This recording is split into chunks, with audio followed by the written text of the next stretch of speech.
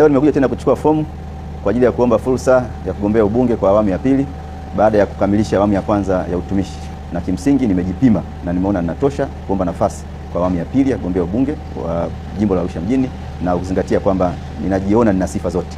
Ukienda kwenye upande wa elimu yangu haina mashaka ya aina yoyote, haina dosari yoyote, na vyeti ambavyo havina mashaka. Ukienda kwenye upande wa kazi, tumechapa kazi kiwango cha kutosha, tumewasemea wananchi, tumepinga ufisadi na masuala mengi ambayo yalikuwa yanarudisha nyuma maendeleo ya wananchi wa jimbo la Arusha. Tumefanya mambo mengi kwa kushirikiana na wananchi wa jimbo la Arusha mjini. Kwa miaka yangu yote mitano nimejitahidi kuwa jimboni kuonekana changamoto za watu, lakini pia nimejitahidi kushiriki ndani ya bunge na kujenga hoja mbalimbali za wananchi.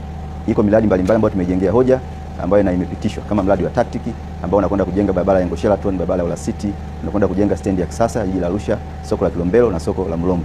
Lakini tumejenga hoja pia kujenga barabara ya Mianzini Ngaramtoni, barabara ya Elboru, barabara ya Boma Siala, barabara ya Kona Axelian kule Moshono, barabara ya Kijenge Ngulelo, level kata ya Levolos, na barabara pia kwenye kata ya Kaloleni na kwenye kata ya Sekei kwenda Mochwali pamoja na kule Muliet kwa Shangazi.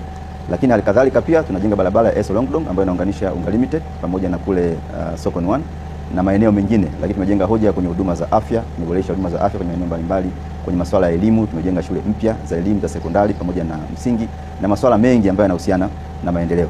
Kiujumla tumewakuwa sauti kwa wananchi wa jimbo la Arusha mjini, tumesema changamoto zinazowakabili, tumesukuma masuala ya maendeleo. Lakini halikadhalika nimekuja kuchukua pia fomu kifua mbele kwa sababu ya kazi kubwa na kazi nzuri sana ambayo imefanywa na Daktari Samia Suluhu Hassan.